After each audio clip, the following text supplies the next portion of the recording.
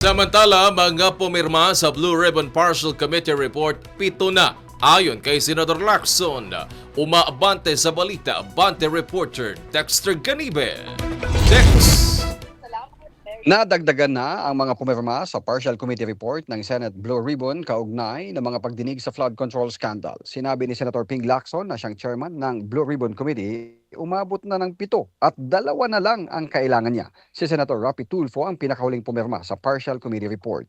Natuloy naman ngayong hapon ang privilege speech ni Senator Lacson para sa kanyang chairman's report kung saan nilatag niya ang initial findings ng komite sa flood control scandal probe at ang kanyang mga rekomendasyon. Una nang sinabi ni Lacson na chairman's report na muna ang kanyang ipipresenta sa plenaryo habang kapos pa sa pirma ang partial report.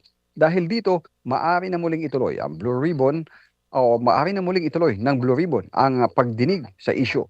Wala pa namang nilalabas na schedule para sa susunod na pagdinig kung saan pinapanawagan na imbitahan muli itong si dating House Speaker Martin Romualdez matapos yung kanyang public address para isiwalat na yung kanyang nalalaman sa kontrobersiya.